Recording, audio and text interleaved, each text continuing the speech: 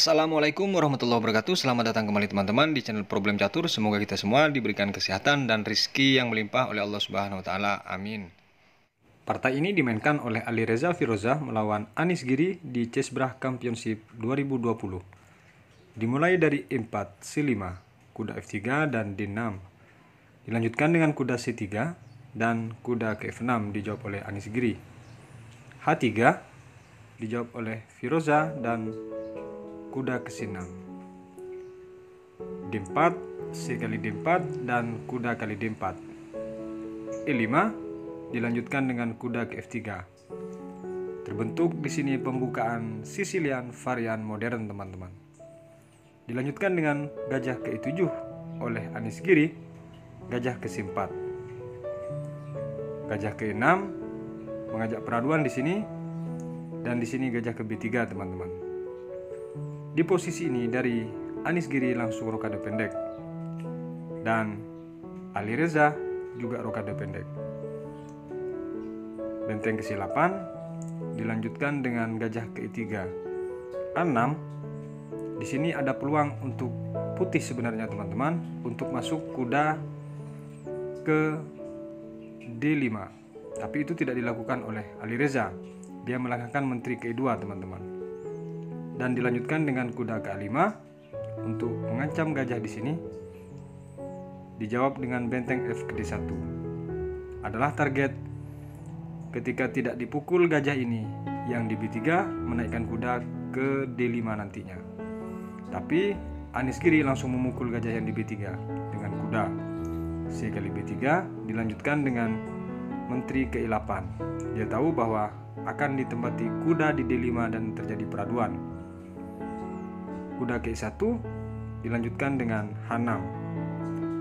Kuda ke C2, manuver langkah ini hampir tidak kelihatan dari Ali Reza.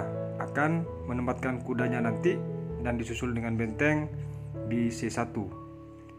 A5 dihentikan duluan langkah itu oleh Anis Giri dan dijawab dengan kuda ke A3. Tidak jadi melangkahkan kuda ke B4, teman-teman. Menteri ke C6, di sini dijawab langsung menteri ke F3. Setelah menteri ke F3 ini, teman-teman, jelas penjagaan pion yang di E4 ini diperketat oleh Ali Reza. Dijawab oleh Anis Giri benteng F ke D8, benteng A ke C1 dan menteri ke D7. Gajah ke B6, dia mencoba mencuri start di sini dari inisiatif Ali Reza dengan mengancam benteng. Benteng bergeser lagi ke F8. Kuda kali A5 dilanjutkan dengan kuda ke H7. Setelah kuda ke H7 ini, teman-teman, langsung gajah di sini ke B4. Target pion yang di D6 ini akan dikunci oleh Ali Reza. F5 dijawab oleh Anis dan kuda ke C4. F kali E4 dilanjutkan dengan menteri langsung memukul E4. Langkah penuh risiko dilakukan oleh Ali Reza ini, teman-teman. Jika di posisi ini D5 dijawab oleh Anis, kuda kali D5. Dan jika gajah yang di B4 langsung dipukul, tentu dipukul pakai kuda. Misal dipukul pakai gajah di sini, tentu diancam oleh menteri duluan. Ketika menteri bergeser kemanapun, maka dipukul gajah juga. Tidak ada kerugian buat Ali Reza, melainkan dia untung tekanan di sini, teman-teman. Atau misalnya di saat kuda kali D5 ini dipukul gajah yang di B4, maka kuda memukul balik. Tidak ada masalah untuk pergerakan ini, teman-teman. Tetap inisiatif di tangan Ali Reza. Baik, kembali ke posisi di saat menteri kali E4 ini, teman-teman. Langkah partai yang dilakukan oleh Anis Giri, kuda ke G5. Dijawab dengan menteri ke E3 dan di sini gajah kali H3. Setelah gajah kali H3 ini, dari Anis Giri mencoba mengambil alih inisiatif tersebut. Dijawab dengan kuda kali E5. Setelah kuda kali E5 ini, teman-teman, tidak mungkin dipukul oleh pion karena terpin menteri dengan benteng yang di D1. Menteri ke F5 di sini dijawab oleh Anis dan kuda langsung ke D5 lagi.